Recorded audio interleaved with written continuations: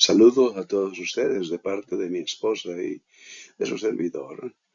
Siempre les enviamos nuestros deseos de oración, que se encuentren en la mejor salud física, mental, emocional, espiritual y que sus relaciones estén fortaleciendo en Cristo Jesús. Que todo esto resulte para la honra y gloria de Dios. Este es el séptimo video que enviamos ahora sobre el Evangelio de la Verdad.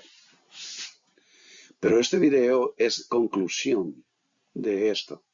Hay mucho todavía que compartir, obviamente, pero en los 6 videos pasados hemos hablado bastante del Evangelio de la Verdad.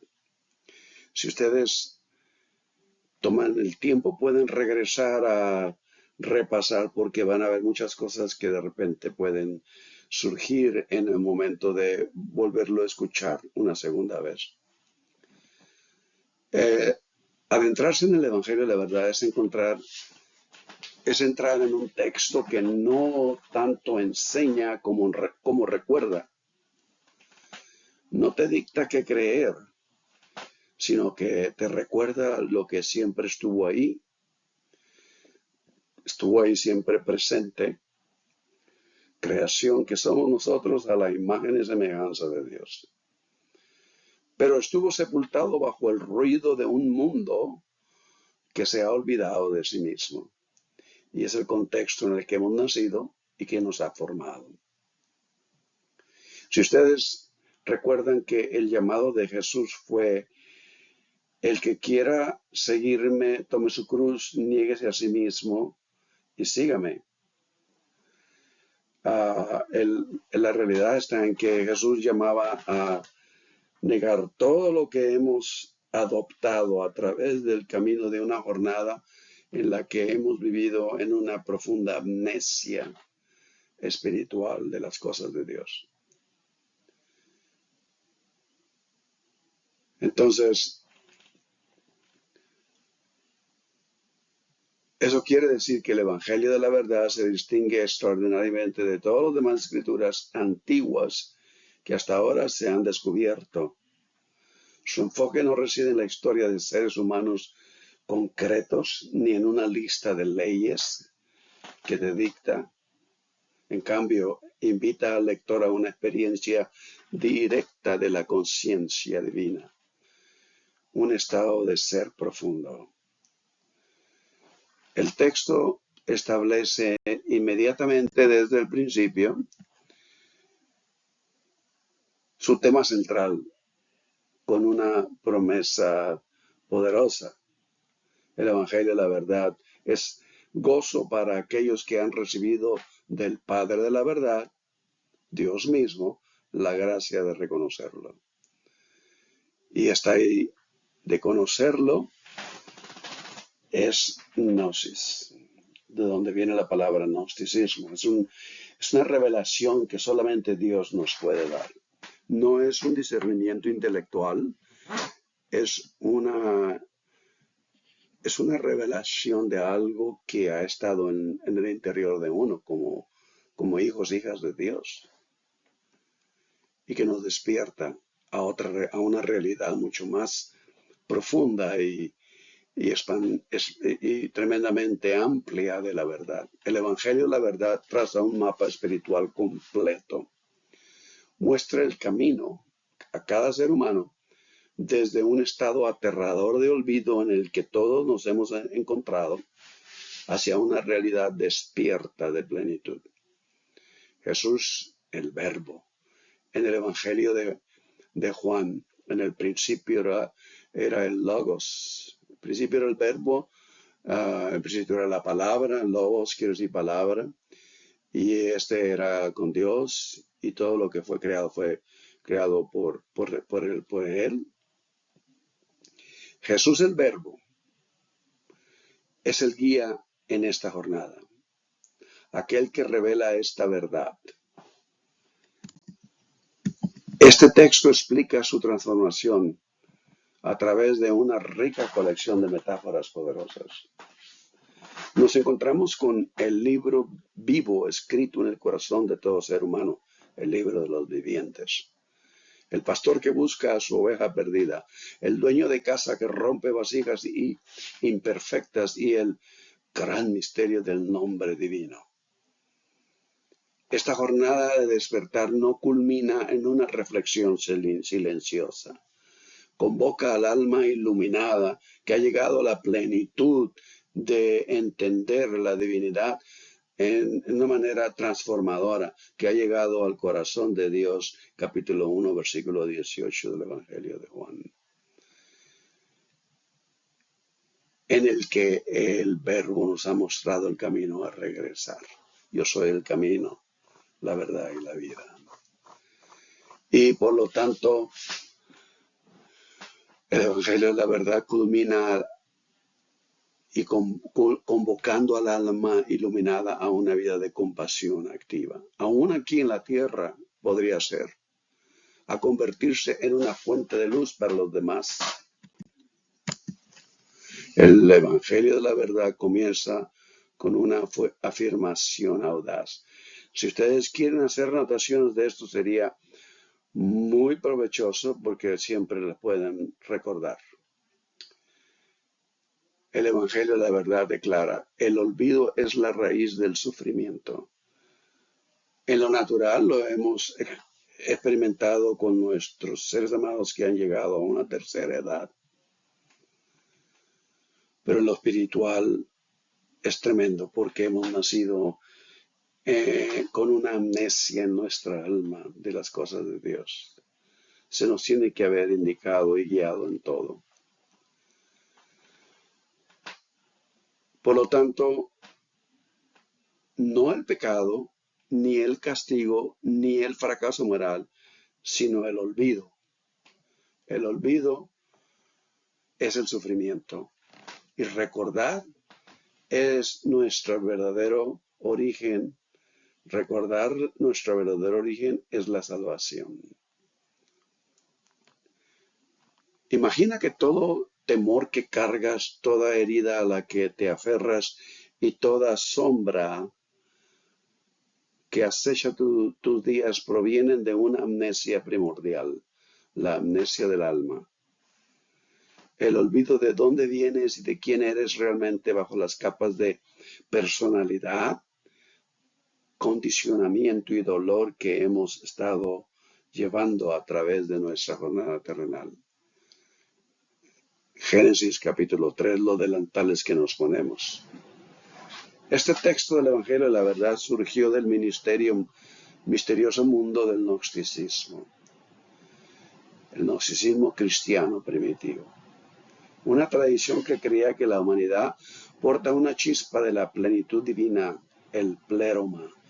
Pleroma quiere decir plenitud en el griego. El Evangelio de la verdad, sus principios y todo lo que se desarrolla del Evangelio de la verdad ya se estaba formando en aquel tiempo. Y el apóstol Pablo fue en verdad el principal autor de esta palabra.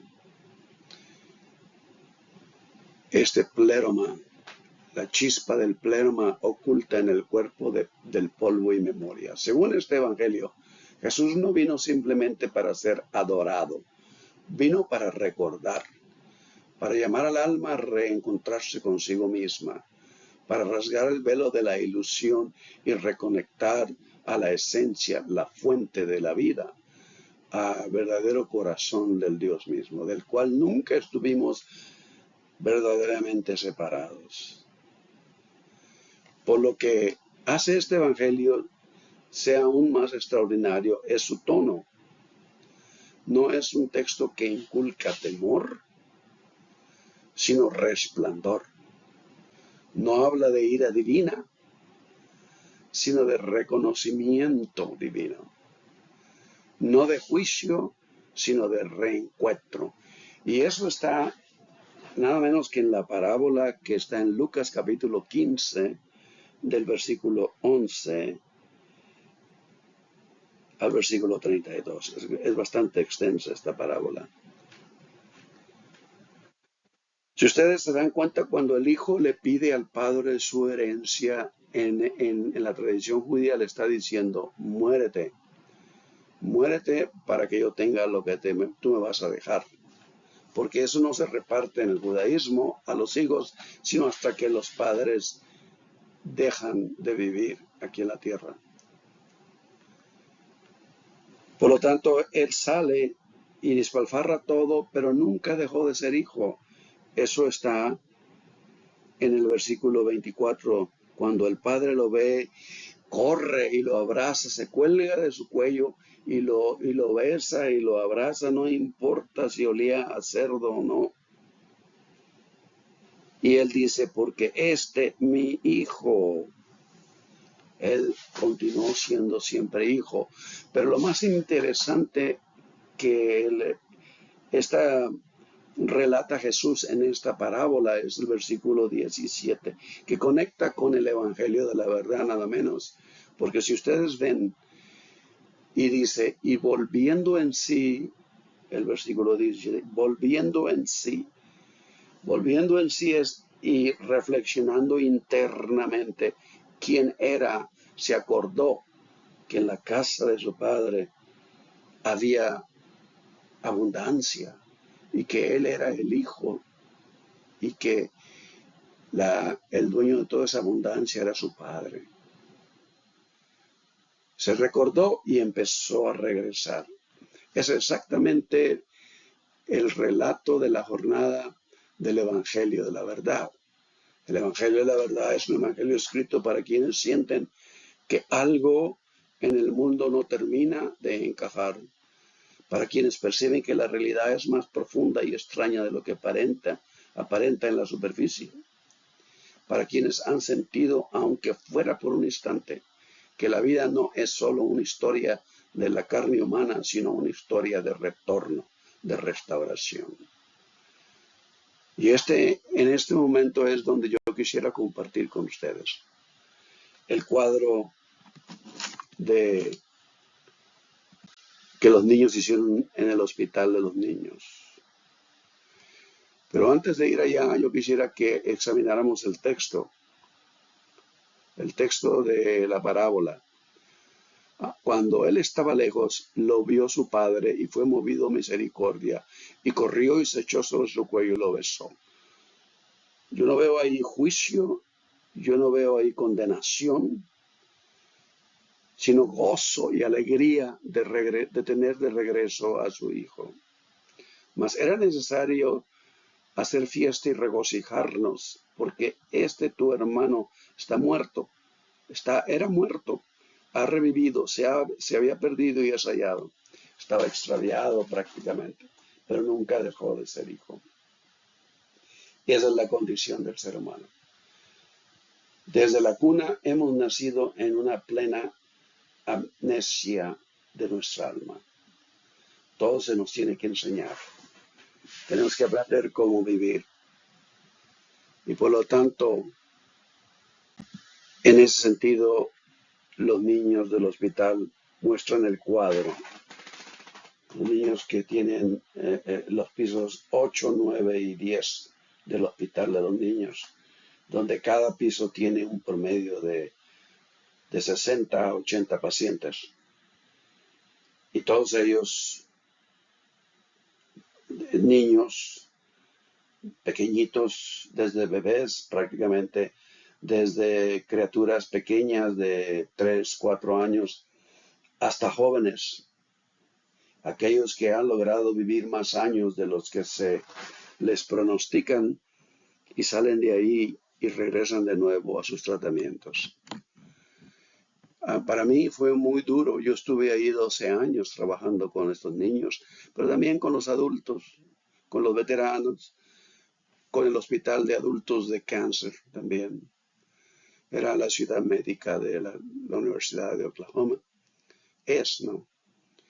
Pero este cuadro nos da una idea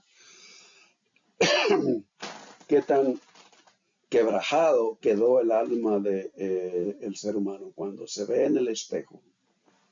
Dice el apóstol Santiago, si nos vemos en el espejo, pero nos vamos y dejamos de reflexionar en la palabra, se nos olvida cómo éramos. Porque al principio lo que vemos es eso, una, un ser fracturado en el que las cosas no se ven muy claras. Y para nosotros creciendo de pequeños así éramos. Muchas cosas no eran claras.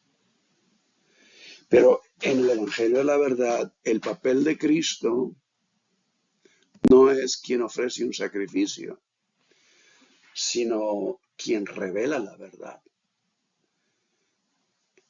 Es lo que el Evangelio de la verdad habla de Cristo. Y la vía práctica de este antiguo Evangelio nos ayuda a despertar a nuestro propio conocimiento interior hoy mismo. Dejamos de ver el espejo fracturado al realizar que somos hijos e hijas del Creador.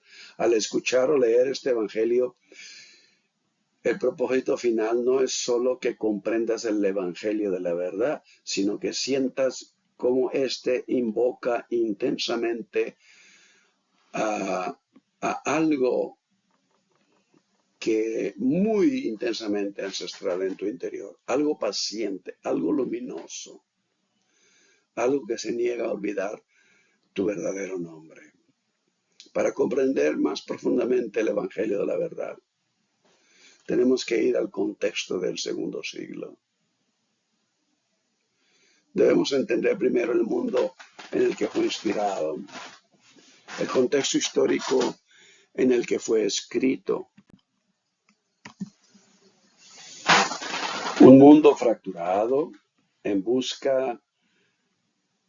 continua búsqueda y hambriento de significado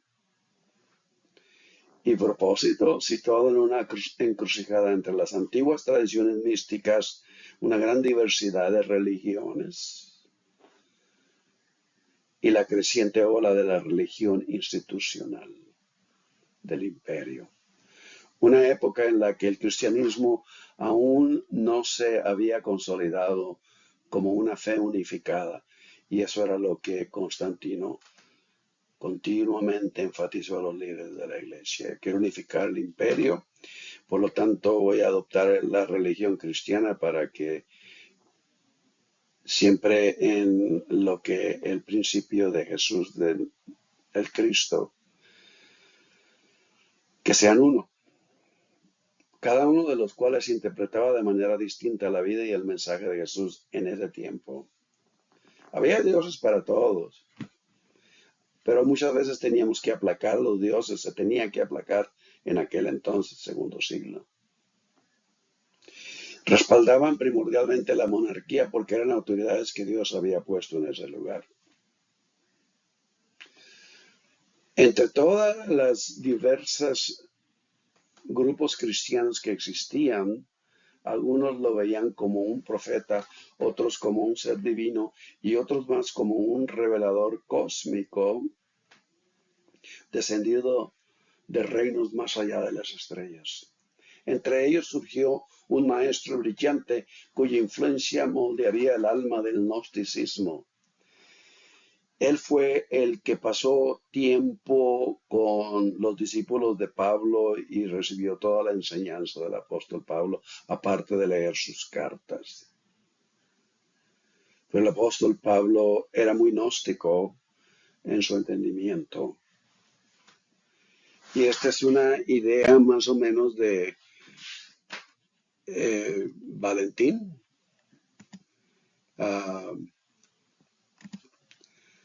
promotor de la enseñanza gnóstica del apóstol Pablo en el siglo II.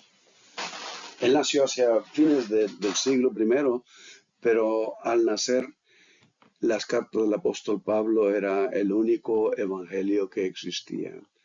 Algunos de los otros evangelios, naturalmente, los evangelios gnósticos ya se estaban circulando, porque hacia el final del siglo I, empezando con el evangelio de Marcos. Pero los escritos más antiguos eran la carta del apóstol Pablo y lo que se había formado como el evangelio de la verdad, que en este caso Valentín promovió como el evangelio de la verdad. Valentín no era un marginal ni un extraño, era un hombre culto, elocuente y respetado. Incluso recibió instrucción gnóstica, como ya lo he dicho, del apóstol Pablo. Si ustedes ven, por ejemplo, hay textos que hablan gnósticamente en las cartas del apóstol Pablo. Valentín fue un teólogo tan estimado que los primeros historiadores de la Iglesia reconocen que estuvo a punto de convertirse en obispo de Roma. Sin embargo, su comprensión de Cristo difería radicalmente de la corriente ortodoxa del griego correcto que entonces se estaba formando. Donde otros veían pecado y salvación, él veía ignorancia y despertar. Porque guiado por el Evangelio de la verdad y sus dichos y quizás no totalmente puesto junto como un volumen completo como Evangelio de la verdad. Entonces, donde otros imaginaban una caída de desgracia, él concebía un drama cósmico en el que el alma olvida su origen y Cristo llega a restaurar esa memoria. Es dentro de este entorno intelectual místico. Los eruditos del texto bíblico creen que el Evangelio de la verdad surge hacia fines, en la segunda parte del primer siglo. Un texto tan poético y luminoso que incluso sus críticos confesaron su belleza. Pero este Evangelio no fue concebido para contar una historia, como lo es los evangelios canónicos, sino para revelar una estructura de la realidad. Estos son escritos muy antiguos. Como les digo anteriormente, eran ya circulados quizás en partes alrededor de la iglesia para aquellos que podían entender francamente el lenguaje en el que el apóstol Pablo escribía. En el corazón del Evangelio de la verdad se encuentra la cosmología gnóstica, un extenso mapa metafísico que comienza mucho más allá de la tierra o del cielo en un pleroma, una plenitud de la deidad, la realidad del ser puro. El pleroma no es un lugar, sino un estado, una condición, una plenitud de atributos divinos, emanaciones e inteligencias conocidas como eones, entre los cuales se encuentra Cristo. No es meramente un hombre de Nazaret, sino un principio cósmico. Vean ustedes, por ejemplo, en la epístola de los Corintios, el apóstol Pablo habla en una manera gnóstica. El conocimiento divino del Padre, el modelo de la conciencia, la memoria viva de la fuente. Según el pensamiento gnóstico, el mundo material no se originó en el mal, sino en el error. Una perturbación dentro del pleroma de la plenitud de la divinidad. Un momento de falta de armonía en la sinfonía divina. Esta perturbación produjo un creador inferior, el demiurgo, quien dio forma al cosmos físico, sin tener conciencia de los reinos superiores. La humanidad se convirtió entonces en una paradoja, una chispa divina atrapada en un mundo construido por un ser que desconocía el origen de dicha chispa. Así, entonces, la condición gnóstica no radicaba en el pecado. Vuelvo a repetir porque esto es muy importante para que todos podamos procesar. La condición gnóstica no radicaba en el pecado, sino en el olvido. La salvación no consistía en el perdón, sino en el despertar. Muchos estudiosos muchos eruditos, estudiosos bíblicos atribuyen el Evangelio de la verdad al propio Valentín, aunque en esencia fueron escritos del apóstol Pablo esporádicos. como lo vemos aquí mismo en las cartas, pues su lenguaje se hace eco de sus enseñanzas. Cristo como revelador, la ignorancia como sufrimiento y el conocimiento espiritual como la liberación. Sin embargo, a diferencia de otros escritos cristianos, este evangelio no narra la vida de Jesús ni describe sus milagros, sermones o crucifixión. Habla en cambio desde una perspectiva más elevada aún, como si hubiera sido escrito desde el reino de los eones, observando la humanidad perdida en una niebla de ilusión. El texto escribe la conciencia humana como un niño errante, separado de sus padres por un velo de olvido. Presenta a Cristo no como un juez, sino como un pastor de la memoria que llama a cada alma a regresar a la verdad de su origen. Este enfoque resulta revolucionario y controvertido, mientras que el cristianismo ortodoxo, quienes tomaron el liderismo de la Iglesia y fueron respaldados por el Imperio Romano y promovieron los intereses que naturalmente iban ya en armonía con la enseñanza de Cristo al hablar de la unidad entre Dios, el Padre, Él como el Hijo y toda la creación como sus seguidores de la fe y la obediencia. El gnosticismo ponía el énfasis en el conocimiento espiritual interior y la revelación personal. El Evangelio de la Verdad desafiaba a la creciente estructura institucional a sostener que la iluminación, discernimiento espiritual, proviene del interior y no de una autoridad externa. A medida que la Iglesia ortodoxa ganaba poder, buscaba establecer una doctrina unificada. Todo aquello que resultara demasiado místico, filosófico o empoderara excesivamente a los buscadores, aquellos que hambrientos de la verdad estaban inquietos, era tachado de herético. Los escritos de Valentín fueron señalados precisamente porque carecían de los mecanismos de control basados en el temor tan útiles para una autoridad centralizada. El Evangelio de la Verdad desapareció casi 2000 años, preservado únicamente en las acusaciones escritas por sus detractores. No fue hasta 1945 cuando se desenterró una vasija sellada que contenía escritos antiguos cerca de Nag Hammadi en Egipto, que este evangelio surgió en el mundo moderno. Los eruditos quedaron asombrados al leerlo. Se trataba de un texto que hablaba de Cristo con ternura, del cosmos con profunda trascendencia y de la humanidad con compasión. No era una rebelión, era una invitación. Y naturalmente tenemos los salmos como testimonio de eso. Tenemos los salmos diciendo un día emite palabra, otro día. ¿Verdad? Y la gloria del universo habla de la majestad de Dios. Tenemos salmos que testifican de todo esto. El Evangelio de la Verdad no es simplemente un texto antiguo, es un mapa psicológico de la condición humana. Te revela por qué te sientes atraído hacia el camino espiritual. Porque este mundo parece tener algo que no encaja del todo. ¿Por qué el sufrimiento parece desproporcionado e innecesario? ¿Por qué el despertar se prescribe como un acto de recordar